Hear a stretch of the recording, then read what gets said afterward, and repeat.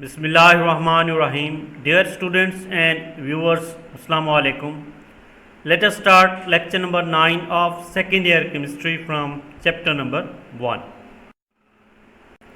Today we will discuss melting and boiling points. What information we obtain from melting and boiling points of elements. Melting and boiling points of elements tell us that how strong the atoms or molecules in them are bound together. Elements के melting और boiling point हमें किस तरह की information provide करते हैं। Melting और boiling point से हमें ये पता चलता है कि किस तरह एटम्स या मॉलिक्यूल्स आपस में मजबूती के साथ जुड़े हुए हैं, यानी ये हमें स्ट्रेंथ ऑफ बाइंडिंग फोर्सेस के बारे में इंफॉर्मेशन देते हैं। किसी एलिमेंट के अंदर एटम से मॉलिक्यूल जितना मजबूती के साथ जुड़े होते हैं उतना ज़्यादा मेल्टिंग बॉइलिंग पॉइंट हाई होते हैं। जितना ये फोर्सेस वीक होती हैं उतना ही मेल्टिंग बॉइलिंग पॉइंट कम होता है। Trend in periodic table. अब हम इसका ट्रेंड डिस्कस करते हैं कि किस तरह मेल्टिंग और बॉइलिंग पॉइंट वेरी करते हैं with in a period and with in a group. Variation in a period. Across the short periods, the melting and boiling points of elements increase with the number of valence electrons up to group 4th and then decrease up to the noble gases. जब हम short periods second और third period में move करते हैं from left to right, melting boiling point increase होते जाते हैं with the number of valence electrons, क्योंकि वैलेंस इलेक्ट्रॉन्स बढ़ते जाते हैं। जब हम फर्स्ट ग्रुप से स्टार्ट करते हैं उनके वैलेंस शेल में 1 इलेक्ट्रॉन होता है, फिर हम सेकंड में मूव करते हैं उनके वैलेंस शेल में 2, फिर थर्ड, फिर फोर्थ ए ग्रुप के वैलेंस शेल में 4 इलेक्ट्रॉन्स होते हैं और ये मैक्सिमम नंबर ऑफ बॉन्ड्स बना सकते हैं। कोई एलिमेंट जितना ज़्यादा बॉन्ड बनाता है उतना बाइंडिंग फोर्सेस उसमें स्ट्रांग होती हैं। तो कार्बन या इसकी फैमिली के जितने भी मेम्बर्स हैं वो 4 बॉन्ड्स बना सकते हैं एट अ टाइम। इतना बॉन्ड्स और कोई भी एलिमेंट बैक वक्त नहीं बना सकता, जिसकी वजह से बाकी तमाम एलिमेंट्स के मेल्टिंग और बॉइलिंग पॉइंट कम हैं अक्रॉस द शॉर्ट पीरियड्स, यानी सेकंड और थर्ड पीरियड में। फिर ये जो है मेल्टिंग बॉइलिंग पॉइंट डिक्रीज होते जाते हैं up to the noble gases neon तक। अगर हम ग्राफ में देखें तो ये ग्राफ राइज होता जा रहा है। जैसे हम पीरियड में लेफ्ट टू राइट मूव करते हैं मेल्टिंग पॉइंट बॉइलिंग पॉइंट बढ़ रहे हैं। ये जो है कार्बन मैक्सिमम पीक पर है, यानी मैक्सिमम बॉइलिंग और मेल्टिंग पॉइंट्स जो हैं वो कार्बन ग्रुप 4th एलिमेंट्स के हैं, कार्बन फैमिली के हैं। इसी तरह अगर हम थर्ड पीरियड में देखें तो थर्ड पीरियड में 4th ग्रुप से जो कार्बन फैमिली का मेंबर है वो सिलिकॉन है। कार्बन के नीचे सिलिकॉन है, सिलिकॉन का मैक्सिमम है मेल्टिंग और बॉइलिंग पॉइंट, यानी 4th ग्रुप एलिमेंट्स जो मैक्सिमम नंबर ऑफ बॉन्ड्स बना सकते हैं उनके मेल्टिंग और बॉइलिंग पॉइंट भी मैक्सिमम है। Melting and boiling points of alkali and alkaline earth metals. अब हम मेल्टिंग और बॉइलिंग पॉइंट्स का कंपैरिजन करते हैं of alkali and alkaline earth metals. Melting points of group first A elements are low because each atom in them provides only 1 electron to form a bond with other atom. Melting points of group second elements are considerably higher than those of group first elements because each atom in them provides 2 binding electrons। कि जैसे हम period में left to right move करते हैं तो सबसे पहले group जो आता है वो फर्स्ट ए ग्रुप के एलिमेंट्स हैं। इनके मेल्टिंग पॉइंट बॉइलिंग पॉइंट्स लो हैं सेकेंड ए से। किस वजह से? क्योंकि फर्स्ट ए ग्रुप के एलिमेंट्स जो हैं उनके वैलेंस शेल में 1 इलेक्ट्रॉन होता है। जो ग्रुप नंबर है वो रिलेटेड है number of valence shell electrons के। First A group elements have only 1 electron in their valence shell. Second A group elements have 2 electrons in their valence shell. इसका मतलब जो फर्स्ट ए ग्रुप एलिमेंट्स हैं वो 1 bond बना सकते हैं क्योंकि उनके पास 1 इलेक्ट्रॉन है आखिरी शेल में। Second A group elements can form 2 bonds because they have 2 valence shell electrons. इस तरह जो जितना ज़्यादा बॉन्ड बना सकता है एट अ टाइम उतना ज़्यादा उसमें बाइंडिंग फोर्सेस स्ट्रांग हो जाते हैं। इस वजह से सेकेंड ए ग्रुप एलिमेंट्स के मेल्टिंग और बॉइलिंग पॉइंट्स हाई हैं then first A group elements यानी अल्कली मेटल से। अगर हम पीरियड में मूव करें तो पहले फर्स्ट ए ग्रुप के एलिमेंट्स आते हैं जिस तरह लिथियम, फिर उसके बाद बेरिलियम। लिथियम की मेल्टिंग बॉइलिंग पॉइंट का कंपैरिजन करें तो ये कम है बेरिलियम की निस्बत। इसी तरह सोडियम के मेल्टिंग बॉइलिंग पॉइंट्स कम हैं मैग्नीशियम। यानी हम पीरियड में लेफ़्ट टू राइट मूव करते जाएं तो फर्स्ट ए ग्रुप के मेल्टिंग बॉइलिंग पॉइंट कम हैं और सेकंड ए के ज़्यादा हैं, क्योंकि वो ज़्यादा बॉन्ड बना सकते हैं। Why melting and boiling points increase up to the middle group 4th of the periodic table. अब हम इसकी रीज़न देखते हैं कि melting boiling point group 4th elements तक क्यों बढ़ते जाते हैं। Since group 4th elements like carbon has the maximum number of binding electrons, thus it has a very high melting point in diamond, in which each carbon is bound to 4 other carbon atoms to form a giant covalent structure. हम ये जानते हैं कि जितना कोई element ज़्यादा bonds बनाने की सलाहियत रखता है उतना उसमें बाइंडिंग फोर्सेस स्ट्रांग होती हैं। कार्बन जो हैं, कार्बन या इसकी फैमिली के जो दूसरे मेंबर्स हैं ग्रुप 4th एलिमेंट्स, उनके वैलेंस शेल में क्योंकि 4 इलेक्ट्रॉन्स हैं और ये 4 बॉन्ड्स बना सकते हैं बैक वक्त दूसरे एटम्स के साथ। इस वजह से ज़्यादा नंबर ऑफ बाइंडिंग इलेक्ट्रॉन्स होने की वजह से बाइंडिंग फोर्सेस स्ट्रांग होती हैं, जिसकी वजह से मेल्टिंग बॉइलिंग पॉइंट हाई हो जाती है। जिस तरह डायमंड जो कि एलोट्रोपिक फॉर्म ऑफ कार्बन है, इसका मेल्टिंग बॉइलिंग पॉइंट बहुत हाई होता है क्योंकि इसमें हर कार्बन 4 अदर कार्बन एटम्स के साथ जुड़ा हुआ था, जिस तरह के नतीजे में एक जॉइंट स्ट्रक्चर बन जाती है, बहुत बड़ी कोवेलेंट बॉन्ड्स की स्ट्रक्चर बन जाती है, बहुत बड़ा मैक्रो मॉलिक्यूल्स बन जाता है, जिसको ब्रेक करना आसान नहीं है, जिसमें बाइंडिंग फोर्सेस बहुत ज़्यादा स्ट्रांग हो जाती है, जिसकी वजह से मेल्टिंग और बॉइलिंग पॉइंट भी हाई होते हैं। In general, the elements which exist as joint covalent structure have very high melting points. अमूमन ये देखा गया है कि जो जॉइंट कोवेलेंट स्ट्रक्चर्स रखने वाले एलिमेंट्स हैं उनके मेल्टिंग पॉइंट्स हाई होते हैं, क्योंकि उसमें हर एटम दूसरे एटम्स के साथ जुड़ते जुड़ते एक बहुत बड़ा कोवेलेंट बॉन्ड्स का नेटवर्क बना लेते हैं, जाल बना लेते हैं, जिसको ब्रेक करना आसान नहीं होता, जिसकी वजह से मेल्टिंग और बॉइलिंग पॉइंट्स इनके हाई होते हैं।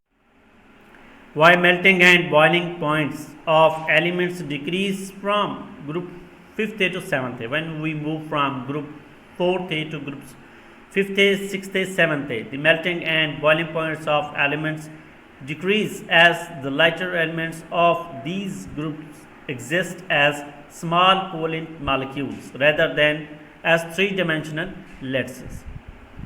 For example, nitrogen, oxygen and fluorine exist as individual molecules which have very weak intermolecular forces between them. Consequently, their melting and boiling points are extremely low. Group 4th A elements के melting boiling point तो maximum है। Period में जैसे हम move करते हैं first A से 4th ए तक तो मेल्टिंग बॉइलिंग पॉइंट बढ़ते जाते हैं, लेकिन इसके बाद 5th A to 7th A melting boiling point क्यों डिक्रीज़ होते हैं? क्योंकि इसके बाद आने वाले elements small individual molecules, covalent molecules की शक्ल में पाए जाते हैं बजाय क्रिस्टल लेटिस बनाने के, जिसमें 3 डिमेंशनल अरेंजमेंट होती है पार्टिकल्स की। ये छोटे मॉलिक्यूल्स की शक्ल में पाए जाते हैं क्योंकि इनके वैलेंस शेल में ऑलमोस्ट नियर कंप्लीशन होते हैं, ऑक्टेट मुकम्मल करने के करीब होते हैं इलेक्ट्रॉन्स। तो इलेक्ट्रॉन ज़्यादा होने की वजह से इलेक्ट्रॉन को अब ये गेन करने की शरारत रखते हैं। कितना इलेक्ट्रॉन गेन कर सकते हैं या कितना बॉन्ड बना सकते हैं, जितना उसमें ऑक्टेट मुकम्मल करने के लिए इलेक्ट्रॉन्स की कमी होती है। For example 5th A group, 5वें ग्रुप में देखें तो नाइट्रोजन जिसका मेंबर है उसके वैलेंस शेल में 5 इलेक्ट्रॉन है। ऑक्टेट मुकम्मल करने के लिए यानी 8 इलेक्ट्रॉन मुकम्मल करने के लिए इसको 3 इलेक्ट्रॉन और चाहिए, तो अब ये 3 बॉन्ड बना सकते हैं। इस वजह से नाइट्रोजन डायटोमिक मॉलिक्यूल की फॉर्म में पाया जाता है, यानी N triple bond N। 2 nitrogen atom के दरमियान ट्रिपल बॉन्ड पाया जाता है, जिसका मतलब ये है कि ये स्मॉल इंडिविजुअल कोवेलेंट मॉलिक्यूल्स है, डायटोमिक मॉलिक्यूल है जिसमें इंटरमॉलिक्यूलर फोर्सेस वीक होती है। इसी तरह ऑक्सीजन में डबल बॉन्ड पाया जाता है, O double bond O। Oxygen के दरमियान डबल बॉन्ड पाया जाता है। ऑक्सीजन 2 ही बॉन्ड बना सकता है क्योंकि इसके वैलेंस शेल में 6 इलेक्ट्रॉन्स होते हैं। ऑक्टेट मुकम्मल करने के लिए इसको 2 इलेक्ट्रॉन्स और चाहिए होते हैं। फ्लोरीन के वैलेंस शेल में 7 इलेक्ट्रॉन होते हैं, इसको भी अपना ऑक्टेट मुकम्मल करने के लिए सिर्फ 1 इलेक्ट्रॉन चाहिए होता है, इस वजह से सिर्फ 1 बॉन्ड बना सकते हैं। अब सकते हैं यानी नंबर ऑफ बाइंडिंग इलेक्ट्रॉन्स कम होते जा रहे हैं, जिसकी वजह से मेल्टिंग बॉइलिंग पॉइंट डिक्रीज होते जा रहे हैं। ये डायटोमिक मालिक्यूल्स की शक्ल में अलग-अलग छोटे छोटे मालिक्यूल्स जो कि कोवेलेंट मालिक्यूल्स यानी कोवेलेंट बॉन्ड्स के ऊपर मुश्तमिल होते हैं, इनमें फोर्सेस वीक होती हैं जिसकी वजह से मेल्टिंग और बॉइलिंग पॉइंट्स इनके लो होते हैं। Variation in a group, the melting and boiling points of first A and second A group elements decrease from top to bottom due to the increase in their atomic sizes. The binding forces present between large-sized atoms are relatively weaker as compared to those between smaller atoms. अगर हम variation with in a group देखें melting boiling points की, तो इसका trend metals में अलग है, non metals में अलग. पहले हम मेटल्स के ग्रुप देख लेते हैं, फर्स्ट ए और सेकेंड ए ग्रुप. जैसे जैसे फर्स्ट ए और सेकेंड ए ग्रुप में हम टॉप टू बॉटम मूव करें तो मेल्टिंग बॉइलिंग पॉइंट्स डिक्रीज होते जाते हैं. अगर हम सेकेंड ए को देखें जिसमें beryllium, magnesium, calcium, strontium, barium, इनके मेल्टिंग पॉइंट और boiling point top to bottom move करें तो डिक्रीज होते जा रहे हैं क्योंकि साइज बढ़ता जा रहा है. ये मेटल्स हैं, मेटेलिक बॉन्ड बनाते हैं. जब मेटेलिक बॉन्ड में एटम्स का साइज बढ़ता जाता है तो उनकी जो पैकिंग होती है एटम्स की वो लूज़ हो जाती है, जिसकी वजह से लेस टाइटली बाउंड होते हैं एटम्स आपस में. तो लार्ज साइज, क्योंकि ग्रुप में टॉप टू बॉटम साइज़ बढ़ता है, लार्ज होता जाता है, तो जैसे जैसे साइज़ बढ़ता जाएगा इंटरमॉलिक्यूलर फोर्सेस या उनके दरमियान फोर्सेस हैं जो एटम्स के दरमियान, वो वीक होती जाएंगी, जिसकी बुनियाद पर मेल्टिंग और बॉइलिंग पॉइंट भी कम होते जाते हैं टॉप टू बॉटम. अगर हम ये देखें, ग्राफ देखें ग्रुप सेकेंड ए एलिमेंट्स का, इसमें ब्रिलियम का ज़्यादा है मेल्टिंग पॉइंट, फिर जैसे ही डाउन द ग्रुप आए मैग्नीशियम का फिर कम है, फिर उसके बाद थोड़ा बढ़ता है, फिर डिक्रीज़ होता जाता है. एबनॉर्मल ट्रेंड यहाँ पे मैग्नीशियम का है. मैग्नीशियम का एबनॉर्मल ट्रेंड इसकी चेंज इन स्ट्रक्चर की वजह से है कि इसमें जो एटम्स की अरेंजमेंट है वो एकदम से चेंज होते हैं. फिर उसके बाद एक रेगुलर ट्रेंड है कि कैल्शियम के बाद रेडियम तक डिक्रीज़ होते जा रहे हैं मेल्टिंग और बॉइलिंग पॉइंट्स. यानी ये मेल्टिंग और बॉइलिंग पॉइंट्स डिपेंड करते हैं मेटल्स के अंदर साइज़ ऑफ द एटम्स की. जितना साइज़ स्मॉल होता है उतना पैकिंग ज़्यादा स्ट्रॉन्ग होती है, जितना साइज़ बढ़ता जाता है उतना एटम्स की मेटेलिक बॉन्ड में पैकिंग लूज़ होती जाती है और फोर्सेस वीक होते जाते हैं, मेल्टिंग बॉइलिंग पॉइंट भी कम होता जाता है. Melting and boiling points of halogens for elements of group 7th A which exist in the form of molecules, the melting and boiling points increase down the group. This is because large molecules exert stronger forces of attraction due to their higher polarizabilities. अगर हम halogens को देखें जो कि 7th A group elements हैं और non metals हैं, non metals में मेल्टिंग बॉइलिंग पॉइंट का ट्रेंड डिफरेंट है क्योंकि इसमें मेटेलिक बॉन्ड या क्रिस्टल स्ट्रक्चर नहीं पाई जाती है, स्मॉल कोवेलेंट मॉलिक्यूल्स की शक्ल में पाए जाते हैं जिसकी वजह से गैसेस फॉर्म में पाए जाते हैं. इनमें अगर देखें हैलोजेंस में फ्लोरीन, क्लोरीन, ब्रोमीन और iodine, size top to bottom बढ़ता जाता है. साइज़ फ्लोरीन का स्मॉल है, फिर क्लोरीन का बढ़ जाता है, ब्रोमीन का उससे और आयोडीन का फिर उससे और मज़ीद बढ़ जाता है साइज़, क्योंकि नंबर ऑफ़ वैलेंशियल इलेक्ट्रॉन बढ़ते जाते हैं. Size top to bottom increase हो रहा है तो मेल्टिंग बॉइलिंग पॉइंट भी टॉप टू बॉटम इंक्रीज़ हो रहे हैं और इनकी स्टेट भी चेंज हो रही है कि पहले तो जो है वीक फोर्सेस होने की वजह से गैसेस स्टेट में ब्रोमीन लिक्विड और आयोडीन स्ट्रॉन्गर इंटरमॉलिक्यूलर अट्रैक्शंस होने की वजह से सॉलिड स्टेट में पाया जाता है. अब डाउन द ग्रुप क्यों बढ़ते हैं मेल्टिंग बॉइलिंग पॉइंट इनके? क्योंकि इनमें पोलराइजेबिलिटी बढ़ती है. पोलराइजेबिलिटी क्या चीज़ है? The extent to which electronic cloud can be disturbed, कि किसी एटम के गिर्द जो इलेक्ट्रॉनिक क्लाउड है उसको हम कितना आसानी से डिस्टर्ब कर सकते हैं. या polarizability, the ease with which a molecule can form dipole, के एक आसानी है, एक मेजरमेंट है कि कितना आसानी के साथ कोई एटम पोलराइज हो सकता है, यानी पोल्स बना सकता है, डाइपोल्स बना सकता है, जिसमें पार्शियल पॉजिटिव और पार्शियल नेगेटिव एंड्स बन जाते हैं. जितना साइज़ बड़ा होता है न्यूक्लियस से उतना दूर हो जाते हैं वैलेंस इलेक्ट्रॉन्स, इस वजह से उसको डिस्टर्ब करना उतना ज़्यादा आसान हो जाती है, यानी उसको पोलराइज करना आसान हो जाता है. तो लार्ज साइज़ के मॉलिक्यूल्स डाइपोल्स आसानी से बना लेते हैं जिसकी वजह से उनमें इंटरमॉलिक्यूलर फोर्सेस स्ट्रांग होती हैं बजाय small size. Melting and boiling points of noble gases. The melting and boiling points of noble gases also increase down the group because with the increase in atomic size down the group, the polarizability increases due to which forces of attraction increases. इसका trend भी वैसे है जो halogens का था कि top to bottom, जैसे हम टॉप टू बॉटम मूव करें तो मेल्टिंग बॉइलिंग पॉइंट जो हैं वो इंक्रीज़ हो रहे हैं, बढ़ते जा रहे हैं। इनके हैं तो लो ही, क्योंकि ये गैसेस हैं और मोनोटॉमिक मॉलिक्यूल्स हैं। इनमें जो इंटरमॉलिक्यूलर फोर्सेस वो वीक होती हैं, इनमें इंटरमॉलिक्यूलर फोर्सेस बहुत ही वीक होती हैं, जिसकी वजह से, क्योंकि इनके वैलेंस शेल कंप्लीट होते हैं, आखिरी शेल मुकम्मल होने की वजह से ये बॉन्ड बनाने की सलाहियत नहीं रखते नॉर्मल कंडीशंस में।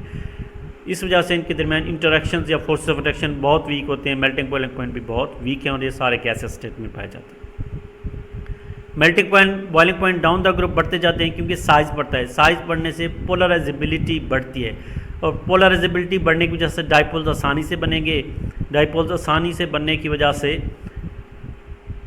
मेल्टिंग और बॉइलिंग पॉइंट इंक्रीज़ होते हैं due to increase in intermolecular attractions between the molecules और between the atoms of noble gases. यानी नोबल गैसेस के दरमियान इंटरमॉलिक्यूलर फोर्स स्ट्रांग होती जाती हैं, जिसकी वजह से मेल्टिंग बॉइलिंग पॉइंट बढ़ते हैं।